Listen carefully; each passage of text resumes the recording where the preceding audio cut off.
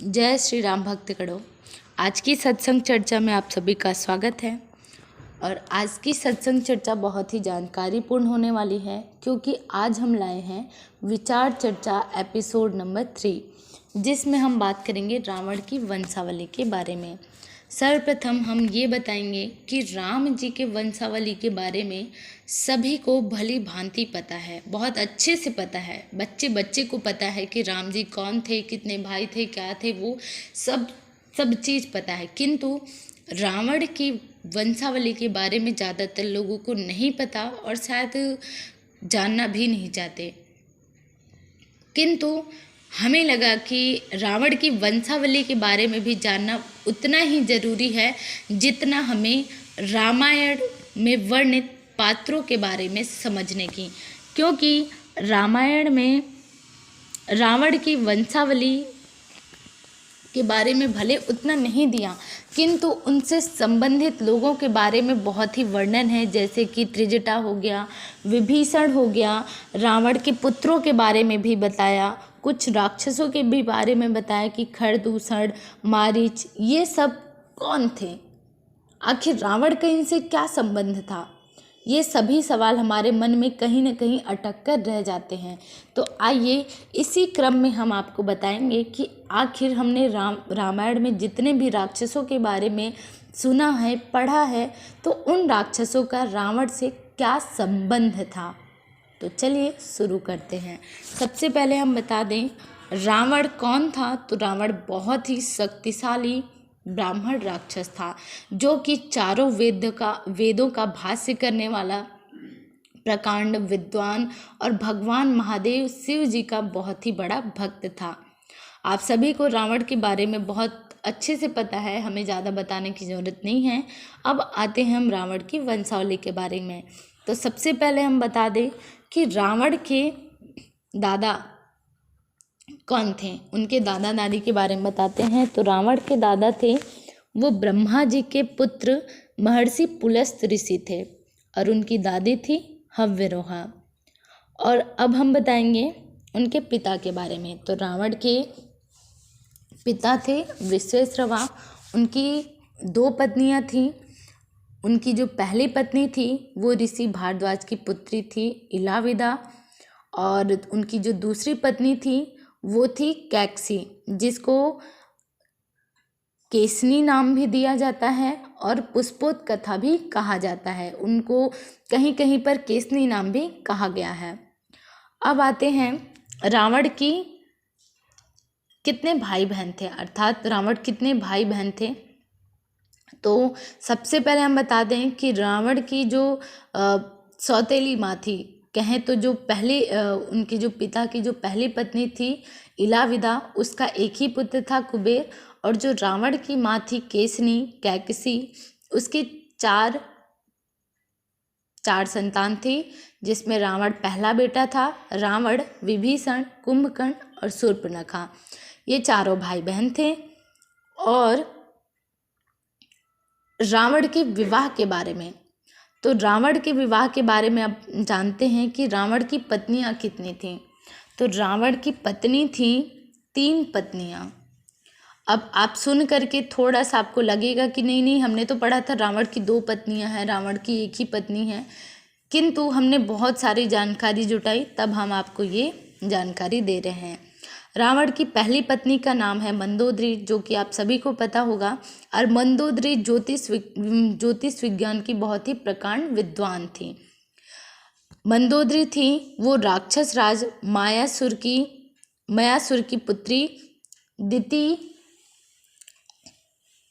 दिति का जो पुत्र था राक्षस राज मयासुर और जो दिति, उन दोनों का एक पुत्र था मैदानव, और एक हेमा नामक अप्सरा थी।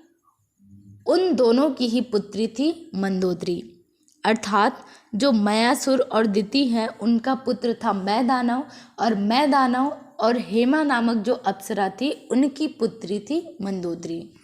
और उनकी दूसरी पत्नी का नाम था धन्यमालिनी, जिसको कहीं कहीं पर मंदोदरी की बहन भी कहा गया है, और कहीं कहीं पर बताया गया है कि धन्यमालिनी माया की बेटी है। और तीसरी पत्नी के बारे में जानकारी हमें पूर्णतः नहीं मिली है, कुछ आधी अधूरी मिली है, तो हम आधी अधूरी आपको ज्ञान नहीं देना चाहते। तो बस इतना जान लीजिए कि उनकी तीसरी पत्नी भी थी। उसके पश्चात हम रावण के दूसरे भाई के बारे में बात करेंगे, विभीषण के बारे में। विभीषण के कितने संतान थी, उनकी पत्नी का नाम क्या था, उनका विवाह हुआ था या नहीं, तो हम बता दें रावण के समस्त भाई बहनों का विवाह हुआ था। रावण का भी विवाह हुआ था जिसमें उनकी 3 पत्नियां थी। विभीषण का विवाह हुआ जिसकी एक ही पत्नी थी और उस पत्नी का नाम था शर्मा, और उनकी एक ही संतान थी और वो थी त्रिजटा। अब रावण का जो तीसरा भाई था कुंभकर्ण, उसकी भी विवाह हुई थी और कुंभकर्ण की पत्नी का नाम था ब्रजज्वाला, और उनके 2 पुत्र थे, कुंभ और निकुंभ। और रावण की जो बहन थी शूर्पणखा का भी विवाह हुआ था और उनका विवाह कालिका के पुत्र दानवराज विदुबुहा के साथ हुआ था। अब आते हैं रावण की संतान के बारे में। तो रावण की 7 संतान हुई थी जिसमें 7 पुत्र थे। सबसे पहले हम बता दें रावण की जो पहली पत्नी थी मंदोदरी से 2 ही संतान हुई थी, मेघनाद और अक्षय कुमार। जो मेघनाद था वो इतना शक्तिशाली था कि उसने इंद्र का पद भी जीत लिया था, इसीलिए उसको इंद्रजीत भी कहा गया है। और इसीलिए आप कंफ्यूज मत होइएगा, मेघनाद को ही इंद्रजीत भी कहा जाता है। तो एक ही व्यक्ति का 2 नाम है, मेघनाद और इंद्रजीत, और उनका दूसरा बेटा था अक्षय कुमार। अब उनकी जो दूसरी पत्नी थी धन्यमालिनी, उसकी भी 2 संतान थी, पहला अतिकाय और दूसरा त्रिशिरा। अतिकाय को आधिक्या भी कहा जाता है। और उसके पश्चात उसकी जो तीसरी पत्नी थी उनसे 3 संतान हुई थी उनको, जिनका नाम है प्रहस्ता, नरांतका और देवांतक। ये 3 संतान हुई थी। अब उसके पश्चात हम आगे चलते हैं उनके नाना नानी के बारे में कि आखिर रावण के नाना नानी कौन थे, उनके मौसा मौसी कितने थे, और यहीं पर खर और दूषण के बारे में भी आपको जानकारी मिलेगी। तो उनके रावण के जो नाना थे वो थे सुमाली और उनकी नानी थी ताड़का। सुमाली और ताड़का के 10 पुत्र पुत्रियां थीं, जिसमें कुछ संतान पुत्रियां थीं, कुछ संतान उनके पुत्र थे। जिसमें यहीं पर खरदूषण की बात आती है। तो जो उनकी मौसी थी, अर्थात जो सुमाली और ताड़का की जो पुत्रियां थीं, उन्हीं में ही रांका, कुंभनी और उत्कटा, ये 3 उनकी मौसी थी। और उन्हीं मौसी में से जो रांका नाम की जो मौसी थी, उन्हीं रांका नाम की मौसी के ही 2 बेटे थे, खर और दूषण, जो कि जुड़वा भाई थे। खर दूषण कौन थे? वो रांका नामक जो उनकी मौसी थी उन्हीं के ही वो भाई थे, मतलब वो ममेरे भाई थे। और उनके मामा थे मारीच, अंकपन, सुबाहु, ध्रुमक्ष, सुंड और प्रहस्त। ये 5 उनके मामा थे। और जो प्रहस्त थे वो लंका के सेनापति थे। इस प्रकार संपूर्ण हुआ। और साथ ही साथ आपको बता दें जो अहिरावण था, ज़्यादातर अहिरावण के बारे में बहुत ही कम लोग जानते हैं, लेकिन जो अहिरावण था वो भी रावण के मौसी का बेटा था। रावण की मौसी थी कुंभनी। रांका, उनकी 3 मौसियाँ थी, 3 मौसी में से जो रांका थी उनके बेटे थे, उनकी संतान थी खर और दूषण। और उत्कटा जो उनकी मौसी थी उनके बारे में ज़्यादा जानकारी नहीं मिली। उनकी जो तीसरे नंबर की मौसी थी कुंभनी, उन्हीं कुंभनी का बेटा था अहिरावण। इस प्रकार से रावण के समस्त वंशजों के बारे में आपको पता चल गया। और अगर आपको इसमें कहीं पर भी कुछ और भी जानकारी ऐड करना हो, आपको लगे कि हमने कहीं पर कुछ मिस कर दिया हो, तो हमें ज़रूर कमेंट करके बताएं। या फिर आपको कहीं पर भी कुछ समझ ना आया हो या संदेह हो तो ज़रूर से ज़रूर हमें कमेंट करके बताइए। और साथ ही साथ अगर आपको ये जानकारी बहुत अच्छी लगी हो, महत्वपूर्ण लगी हो, तो अपने दोस्तों को अपने सगे संबंधियों को शेयर करना ना भूलें, क्योंकि ये जानकारी बहुत ही कम उपलब्ध हो पाती है, बहुत ही कम मिल पाती है। तो ऐसी जानकारियों को समस्त लोगों को जानकारी देना आवश्यक हो जाता है। तो आप इसे ज़रूर से ज़रूर शेयर कीजिए।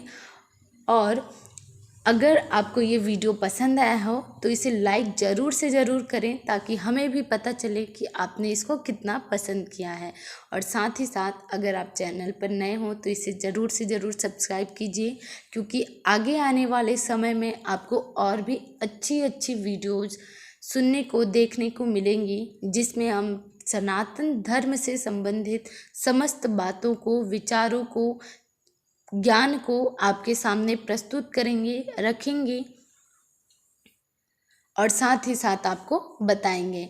तो इसीलिए आज की सत्संग चर्चा अब यहीं पर हम समाप्त करते हैं। और विचार चर्चा का ये एपिसोड आपको कैसा लगा हमें कमेंट में ज़रूर से ज़रूर बताइए। हमें आपके कमेंट का इंतज़ार रहेगा। आज के लिए बस इतना ही। जय श्री राम।